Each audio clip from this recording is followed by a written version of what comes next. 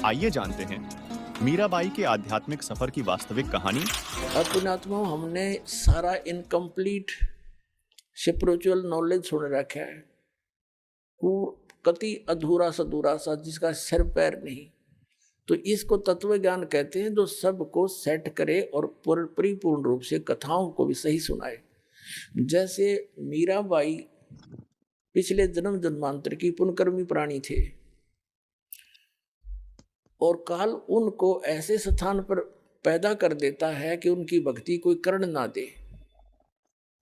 वो कैसे ठाकुरों के घर जन्म दे दिया। और राजस्थान के ठाकुर उस समय अपने आप को खुदा से नीचे नहीं मानते थे, अपनी बहन बेटियों को पर्दे में रखते थे, एक परंपरा थी उनकी है। और स्वयं सब खेतों में या कहीं भी काम करना होता स्वयं करते थे। पशुओं का गोबर भी उठाकर बाहर कुर्डियों पर स्वयं डाला करते थे। अपनी बहन बेटियों को पर्दे में रखा करते, बाहर नहीं जाने देते थे। और कोई जाति थी तो उसको कलंकित माना जाता था, बहिष्कार करते थे, उसका बहुत विरोध करते थे, उसका बुरा हाल कर देते थे, यहां तक कि उसको मार भी देते थे। अब परमात्मा की आत्मा भगवान बन नहीं रह सकती और पिछले संस्कार उसको टिकने नहीं देते, जिसके परिणाम स्वरूप वो आत्मा परमात्मा के लिए कहीं ना कहीं भटक रही होती है। काल ने जगह जगह एजेंट बैठा रखे अपने। कहीं देखोगे कोई पूजा पाड़निया, कितने कोई पत्रालियां बैठा ला तेरी भविष्य बता दूं, आजा बैठ जा धर दे 20 रुपये। फिर ये नकली संत, ये पंथ बना रखे नेरे, ये सारे एजेंट काल ने छोड़ रखे मिसगाइड करने के लिए। एक दयालु दाता हमारा पिता विधाता है, कबीर भगवान वो स्वयं आता है। वो जब ज्ञान देने लगता है तो विरोधी लोग असंख्य होते हैं। वो नकली संतों की जिनकी रोजी रोटियां बंद होने की संभावना हो जाती है, वो जनता को भड़का देते थे, हमें अपने पिता का विरोधी बना देते थे, अपने स्वार्थवश वो नकली, जिस कारण से वो खामियाना अभी तक हम भर रहे हैं, भोग रहे हैं। तो पुण्यात्मा मीराबाई की कसक बहुत ज्यादा थी भगवान में। उसकी माँ भी धार्मिक थी। माता से उसने पता चला, श्री कृष्ण जी की मूर्ति बना करके वो उसके गुणों से परिचित होकर के भगवान श्री कृष्ण को अपना इष्ट रूप में मानकर पूजा करने लगी। अब जब उसका विवाह करने लगे तो उसकी माँ उसने स्पष्ट कह दिया कि माता, मैं दूसरी शादी नहीं कर सकती, मैंने तो ब्याह कर लिया भगवान से। तो नहीं माना, समाज का कारण था, जबरदस्ती उसका ब्याह कर दिया। एक बहुत अच्छे नेक व्यक्ति से विवाह, एक बहुत अच्छे नेक व्यक्ति से हुआ। और वो विवाह के 4 वर्ष के बाद उसके पति की मृत्यु होगी, मीराबाई के पति की। लेकिन उसने मीराबाई की प्रार्थना पर इतनी सुविधा दे दी थी कि मंदिर में जाने अलाउड कर दिया था। वो नगरी का राजा था, तो राजा के आगे विरोध कौन कर सकता है। उसके साथ में 2-3 नौकरानियां बहनें चली जाती थी, तो जिससे तो दूसरे ठाकुर लोग भी नहीं बोल सके, भी अकेली नहीं जाती है, 4-5 जाते हैं इसके साथ। और फिर राजा के सामने प्रत्येक व्यक्ति कुछ नहीं बोल सकता। अब वो मंदिर जाती थी, अटूट श्रद्धा थी भगवान में। अब परमात्मा कहते हैं, सौ छल छिद्र मैं करूं अपने जन के काज, 100 छल छिद्र मैं करूं। अब क्या हुआ, दयालु है परमात्मा, सतगुरु आए दया करी, ऐसे दीन दयाल है ये हमारे सत परमात्मा। सतगुरु आते हैं ऐसे दीन दयाल है, अपनी आत्माओं को अपना रास्ता आप ही बताते हैं। एक दिन उस परमात्मा कबीर जी के शिष्य हो गए थे रविदास जी, और भी कई शिष्य हो गए थे, लेकिन रविदास जी उनके बहुत निकट रहते थे और वो चमार जाति से थे। आज से 600 वर्ष पहले ये छुआछात चरम सीमा पर था। और ये जो शेड्यूल कास्ट के जो व्यक्ति होते थे, अनुसूचित जाति यानी चमार हुए, जुलाहे हुए, इनसे अन्य विशेष कर सर्वण जाति बहुत इनको हे समझती थी, इनके निकट नहीं मान जाते थे। तो मीराबाई जिस रास्ते से मीराबाई जाती थी मंदिर में, उसी रास्ते में बीच में एक गरीब की झोपड़ी थी। आगे उसके साथ ही एक लंबा वैसे वन था, वृक्ष थे, खुला मैदान था। वहां परमात्मा कबीर जी और रविदास जी दोनों संत रूप में वहां सत्संग करने लगे। अब मीराबाई जा रही थी मंदिर में, और जब देखा जाते समय कि कोई साधु संत आए हैं, लोग इकट्ठे हो रहे हैं, वापस आई। घंटा 2 घंटा मंदिर में अपनी करके पूजा अर्चना, तो वापस देखा तो वहां सत्संग शुरू हो गया, हो रहा था। मीराबाई और सखियों ने सबने मिलकर सोचा चलो 2 वचन सुनते हैं, भगवान की चर्चा हो रही है। वो बैठ गई जाके। परमात्मा तो आए इसीलिए थे, उस अपनी आत्मा को कहते हैं गोता मारूं स्वर्ग में जा बैठूं पाताल, कह कबीर ढूंढता फिर अपने हीरे मोती लाल। जैसे परमात्मा ने सबको ऐसे ही खोजा, तो मीराबाई सत्संग सुनने लगी। परमात्मा ने सत्संग वही किया जो राम और कृष्ण के बारे में वो किया करते थे। गुण तीनों की भक्ति में ये भूल पड़ो संसारे, कह कबीर निज नाम बिना कैसे उतरो पारे। 3 देव की जो करते भक्ति, इनकी कदे ना होवे मुक्ति। सारी कथा कहानी सुनाई भगवान ने। ब्रह्मा विष्णु महेश नासवान है, इनसे ऊपर कोई और परम शक्ति है, अपने को छुपा कर दाता बताया करते थे। मीराबाई को शौक लगा जैसे बिजली का झटका लगा करे, क्योंकि वो श्री कृष्ण की पुजारण थी, श्री विष्णु की पुजारण थी। पहली बार तो पुण्यात्माओं सबके साथ ऐसी घटना घटी। दास को भी ऐसा झटका लगा था, जो क्योंकि दास श्री कृष्ण और विष्णु का कट्टर पुजारी था, हनुमान जी के व्रत रखता था। श्याम जी हमारे दादा लाई वह गांव होया करे पूरी साधली पूजा, वो भी करता था।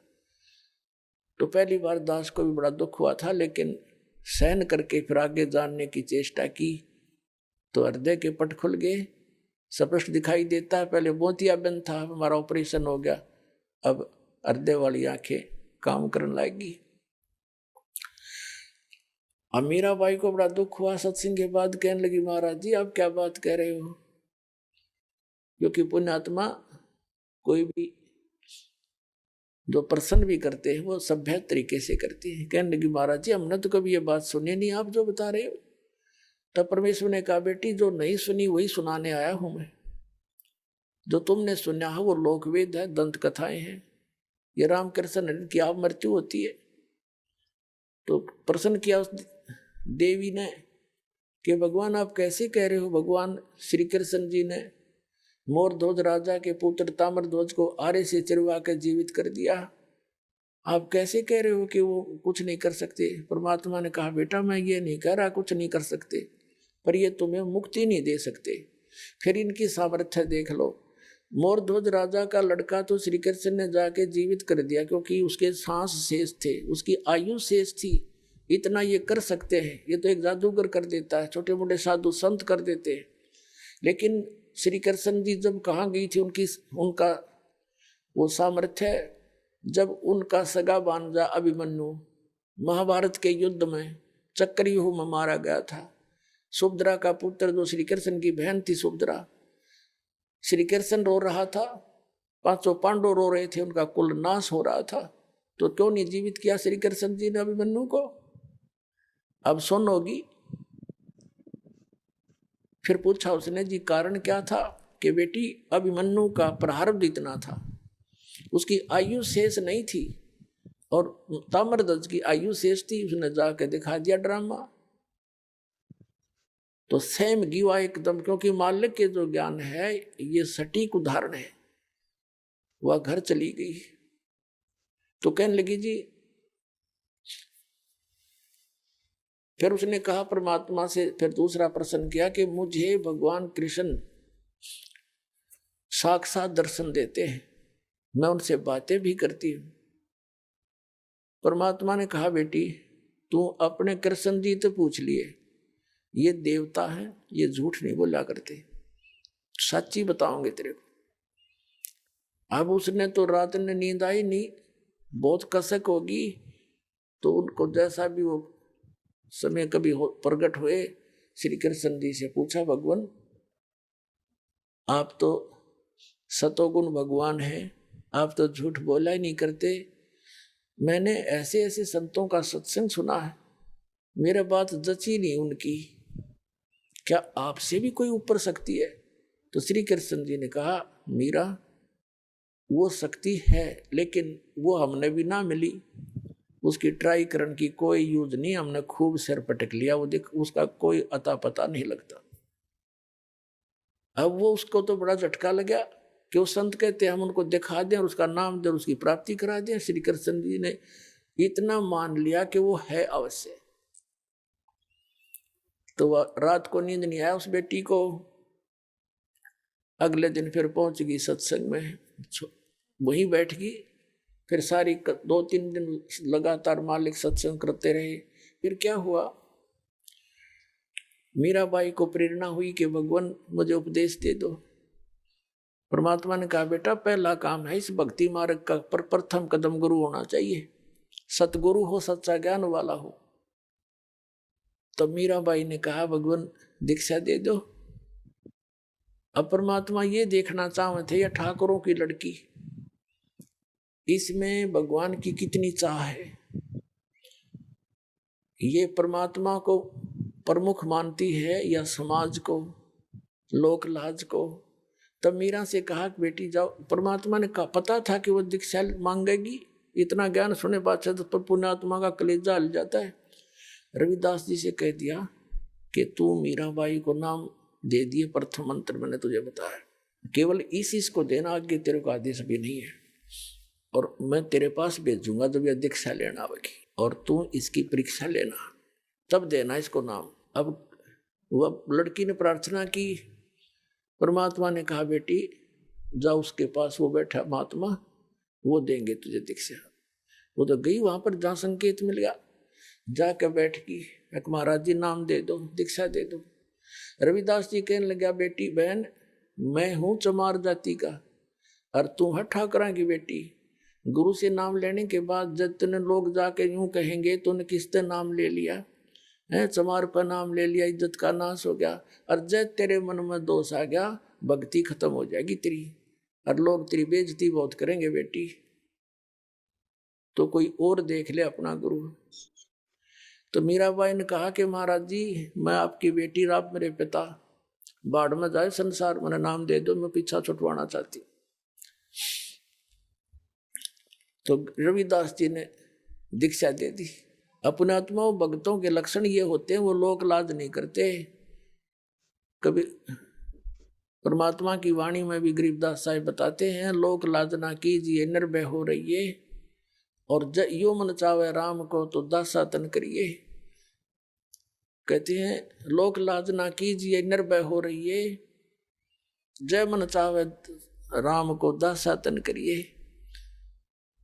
स्वान स्वरूप संसार है, कुछ करसी नाही, शीस महल को देख करिए भौंक भौंक मर जाही।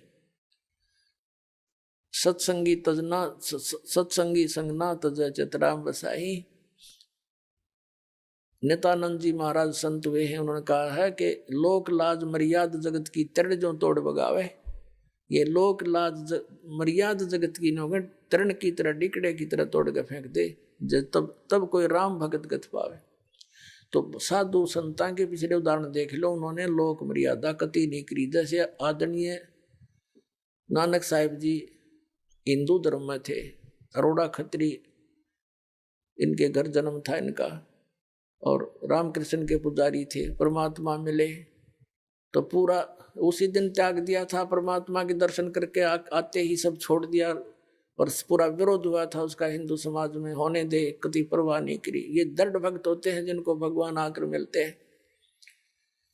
तो मीराबाई ने कहा, भगवान मुझे नाम दे दो, आप मेरे पिता, मैं आपकी बेटी, कुछ हो मेरे साथ वो संघर्ष, आप मेरे साथ रहोगे, मैं आप झेलूंगी सब कष्टों को, पर परमात्मा के लिए मैं कुछ भी कर सकती हूँ।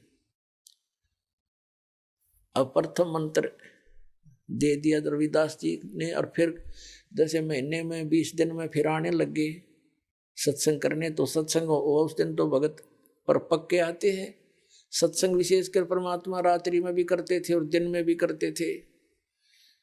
दिन में कम, रात्रि में ज्यादा करने लगे, क्योंकि दिन में काम नहीं में समय नहीं मिलता भक्तों को, व्यक्तियों को। रात्रि तो अपनी ही होती है, अपने ही समय नींद से समय निकाल लेते हैं। अब पहले तो वो दिन में मंदिर में जाती थी, अब रात्रि ने सत्संग में जाने लगी, दोनों टाइम, सुबह भी, दिन में भी, रात में भी। अब पहले तो उसका पति था, उसको साथ देता था, कोई बोलने वाला नहीं था। अब उसकी मृत्यु के बाद उसका देवर बन गया वहां का, उस नगरी का राजा। उसने मीराबाई को बहुत समझाया कि तू अब मत जाया कर, पहले तो तेरा पति था, अब लोग पता नहीं क्या क्या बात बनाते हैं, हमारी इज्जत का नाश कर देगी तू। उसने कोई परवाह नहीं करी थी, मंदिर में जाती रही। और फिर लागी और रात ने सत्संग में जान। इस बात का उसके देवर ने घना मलाल हो गया, घना दुख मान लिया कि इसको तो मार दे तो अच्छा है, और इसने तो इज्जत का नाश कर दिया। तो क्या किया उसने, क्या किया, एक दिन अपने पुत्र का जन्मदिन रख दिया, रिश्तेदार आए हुए थे, और एक किसी सपेरे से कहा कि ऐसा विषधर ला दे, ऐसा विषयर ला दे सर्प के डंक मारते मर जाए आदमी। उसने वैसा ही ला दिया, राजा का हुक्म था, और एक डिब्बे में बंद करके ऊपर लिख दिया 9 लखा हार। राजा ने एक बांदी से कहा, नौकरानी से, जाओ मीरा को दे दे, ये हार गले में पैर लेगी, सुंदर कपड़े पहन लेगी, रिश्तेदार आवेंगे। और ऐसे, क्योंकि वो तो ऐसी रहती थी बेचारी, उसने तो नाव डने पैरने की कोई परवाह नहीं रही थी, भगवान में कसक गनी लगी थी। तो उसने कहा कि ठीक से कपड़े पहन लेना, मेरी बेइज्जती ना करवाना, रिश्तेदार ने कहेंगे बाईस रहा नहीं उसकी पत्नी को कैसे रखता है, और ये हार पहन लेगी। उसने सोचा था न्यू कि सर्प डस कर मर जाएगी, सर्प देगा डस, सारे रिश्तेदार होंगे, सब गवाह हो जाएंगे, एक सांप लड़ गया, भाई हम भी वहीं थे, इसलिए मृत्यु होगी उसकी। इसने चाल तैयार चाली थी। अब वो नौकरानी ने जाकर दे दिया कि ले मीरा भाई, राजा ने बताया है इसमें एक हार है बहुत कीमती, इसको पहन लेना, और सुंदर कपड़े पहन ले, आज उनका लड़के का जन्मदिन है, दूर दूर के रिश्तेदार आए हुए। मीरा भाई बोली रख दे बेबे, पहन लूंगी। नानू का हाइबा पहन ले, अकमा पहन लूंगी, तू जा। वह चली गई। अब उसने खोला कि ना पहरूंगी तो यूं दुखी करेगा, इन बातों में तो कोई खास आंट भी नहीं मेरा भक्ति की, मेरे लिए तो माटी है, यू हार है, जो कुछ भी है, लेकिन यू बकवादी आदमी दुखी करेगा। तो उसने अपना धोए दाए कपड़े पहन के वो हार गले में पहन के बैठ गई कि जब वहां जाएंगे इकट्ठे में चली जाऊंगी, जहाँ इकट्ठा होना है पार्टी में। अब 5-7 मिनट के बाद वो आया, वो तो देख वो तो ये देखने आया था कि मर्गी होगी, वाई वाह के कह धुआं, सांप लड़ गया, सांप लड़ गया, ये रहा, भागियो भागियो। अब उसने जाकर देखा कि वो मीरा बाई गले में सुंदर हार पहने बैठी। तो कहने लगा कि ये हार कहाँ से लाई, तो कोल्टा, मैं जानता था तू रातों जाती है, यही कर्म करने जाती है। वो कहने लगी जी आप भी मुझे जीने देते ना मरने देते, आप ही ने तभी भेजा था, और देख मुझे ही कलंकित कर रहे हो। तो वो कहता मैंने कहाँ, कौन से उसमें कहाँ भेजा था, कि ये डिब्बे में, ये बांदी नौकरानी देकर गई थी। वो डिब्बा देखा कि इसमें क्या था, कि इसमें ये हार था। अब उसने सोचा, बांदी बुलाई नौकरानी कि तू, बोली जी मैं अभी देकर बाहर ही बैठी हूँ, इनके बाहर नौकरानी थी, वो बाहर रहती थी, और यही डिब्बा, और तो उसके पास कोई वस्त्र भी, कपड़ा भी नहीं था विशेष, और कोई पात्र भी ऐसा नहीं था। अब उसने सोचा भाई बड़ी, उसने सोचा सपेरा जादू कर गया मेरी खातिर, वह ना जच्ची उसके, कोई और जादू जंत्र का दे गया होगा। तो जब तो वह बच गई। एक दिन उसने क्या किया कि एक सर्प से विष एक विष मंगवाया, विष डालकर एक प्याले से, उन्हें सोचा या मरती नहीं, मानती नहीं, इसने इज्जत का नाश कर दिया, जिसको जहर से मार देते हैं। उसको कहा विष, साथ गया तलवार लेकर कि ये जहर पी ले, ये विष है इसके अंदर, या तो इसको पी लेना तेरी गर्दन काटूंगा। तलवार लेकर खड़ा हो गया। मीराबाई ने सोचा मारना तो इसने है ही, तलवार से तो दर्द होगा, विष पे लेती हूँ, आराम से मर जाऊंगी। करके मालिक को याद और विष पेगी सारा। और वो देखा खड़ा खड़ा नो का नो चेहरा, आध घंटे तक बाट देखी दुश्मन ने, वो मरी नहीं, वापस आ गया या वासा होकर। तो परमात्मा कहते हैं मीराबाई को मारन लागे जहर का प्याला प्यारे, पीवत ही अमृत हो लाग्या, हो गया सरद ही यारे। मन तू पावेगा अपना किया रे, भोगेगा अपना किया रे। भक्ति के अंदर ऐसी शक्ति है, पुण्यात्माओं विश्वास करना इस मालिक पर। ये कथाएं सुना करते थे हम, कथा नहीं थी, ये सच्ची बातें हैं। कहा तो विष ने मारना था, कहते हैं पीवत ही अमृत हो गया और हो गया सरद ही यारे। कहा तो विष ने बेचैनी पैदा करनी थी, और कहते हैं ठंडक सी होगी उस बेटी की अंतःकरण में। अब उसने सोचा भाई ना तो या मारे तो मरती, उसके देवर ने, अब इसका के इलाज करो, इसने तो हमारा बट्ठा बैठा दिया इज्जत का। उसने उसकी माँ बुला ली, मीराबाई की उससे कहा कि मौसी तू समझा दे इसने। और माँ की बात बेटी मान लिया करती है। तो माँ ने बहुत समझाया, बेटी देख इधर उधर जाती है, हमारी तकरार होती है, तो अपनी भक्ति यहाँ कर ले। और वहाँ 100 प्रकार से उसने जैसे तैसे माँ बेटी को समझाती है, अपने सारे जंतर मंत्र कर दिए, पर वह ना मानी। फिर यहाँ तक कहा कि बेटी हम ठाकुर, और वो चमार जिस तो तू नाम ले आई, इसमें भी हमारी बेइज्जती का मामला है बेटा, तू मत जाकर वहां। तो माता और बेटी का फिर क्या एक कवि के द्वारा बना गया शब्द सुनाते हैं। सत्संग में जाना मीरा छोड़ दे, सत्संग में जाना मीरा, आए मारी लोग करें तकरार, सत्संग में जाना मीरा छोड़ दे। आए मारी लोग करें तकरार, सत्संग में जाना मीरा छोड़ दे। सत्संग में जाना मीरा छोड़ दे, हाय मारी लोग करें तकरार, सत्संग में जाना मीरा छोड़ दे। सत्संग में जाना मेरा ना छूटेरी, सत्संग में जाना मेरा ना छोटेरी। हारी चाहे जड़ के मरो संसार, सत्संग में जाना मेरा। हारी चाहे जल के मरो संसार, सत्संग में जाना मेरा। थारे सत्संग के राह में है, थारे सत्संग के राह में है। आए वहाँ पर रहते हैं काले नाग, कोई कोई नाग तन डस लेवे।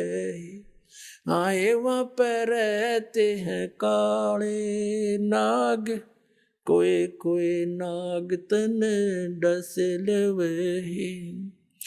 जब गुरु जी की मेरे फेरी जब गुरुओं की मेरे फेरी हारी व तो सरप गंडे वे बने जाव सत्संग में जाना मेरा ना छुटेरी हारी व तो सरप गंडे वे बने जाव सत्संग में जाना मेरा सत्संग में जाना मीरा छोड़ दे सत्संग में जाना मीरा छोड़ दे आए मारी लोग करें तकरार सत्संग में जाना मीरा छोड़ दे सत्संग में जाना मेरा ना छुटेरी सत्संग में जाना मेरा ना छुटेरी हारी चाहे जड़ कमरो सन सारे सत्संग में जाना मेरा थारे सत्संग के राह में है वह माता डराना चाहती है बेटी को तुम्हारे सत्संग के राह में आए वहाँ पर रहते हैं बब्बर शेर कोई कोई शेर तन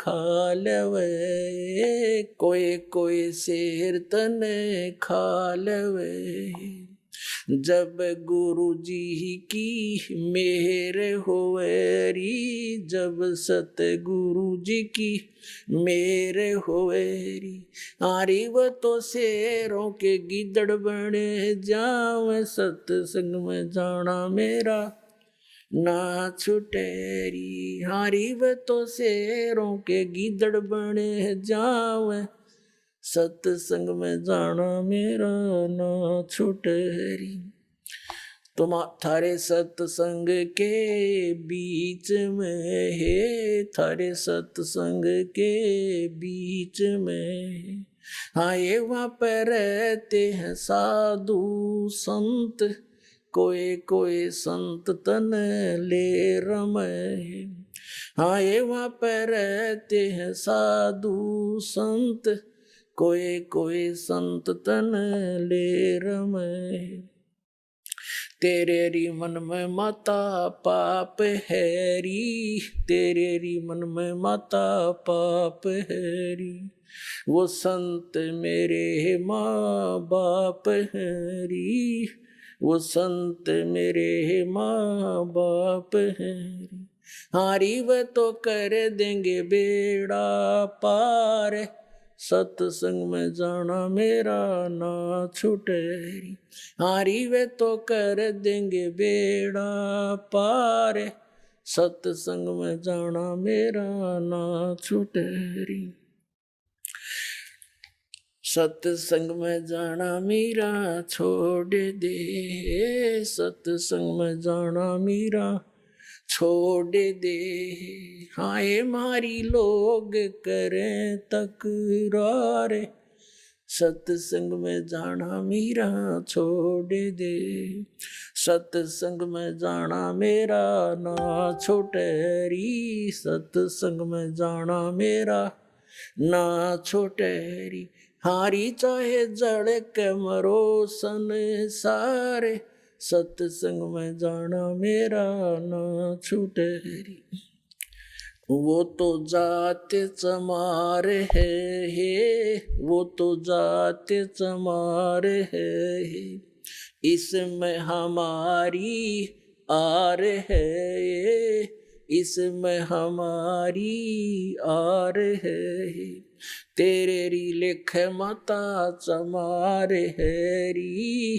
तेरे लिख माता चमार हैरी मेरा सिरजन और हैरी मेरा सिरजन और हैरी हारी व तो मीरा के गुरु रविदास सत्संग में जाना मेरा ना छुटेरी हारी व तो मीरा के गुरु रविदास सत्संग में जाना मेरा ना छुटेरी। अपना आत्माओं परमात्मा के पाने के लिए सबसे बड़ी बंधन काल ने सबसे बड़े रस्से हमारा बांध रखे हैं, ये लोक परंपराओं के। और परमात्मा कबीर साहब कहते हैं, सोई जन उभरे जिन तोड़ी कुल की कान। परमात्मा कहते हैं, कुल करने के कारण यू अनसा गया बिगो। जब यू कुल के कर लेगा तो चार पाया का हो। आज तो लोक लाज में कुल की मर्यादा में को प्रमुख मानकर सत्संग में आया नहीं, सत्संग सुने नहीं, ज्ञान होया नहीं, भक्ति करी नहीं, फिर गधा बन का घूमेगा, चार पाया का होगा। जब यू कुल के ढालड़ा होगा तेरे,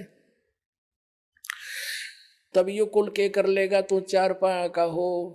तो संतों को यू हृदय में जम जाती है बातें। तो यहाँ परमात्मा कहते हैं कि तन छूटे जब कहाँ समावेगा, और आखिर तुझको कौन कहेगा। गुरु बिन आत्म ज्ञान मनने की कर ले, 2 दिन का मेहमान मनने की कर ले, 2 दिन का मेहमान। कहते आखिर तुझे गुरु के बिना यू आत्मज्ञान बताओगा कौन है। तो इस प्रकार हमने इस सारे ज्ञान को समझना है।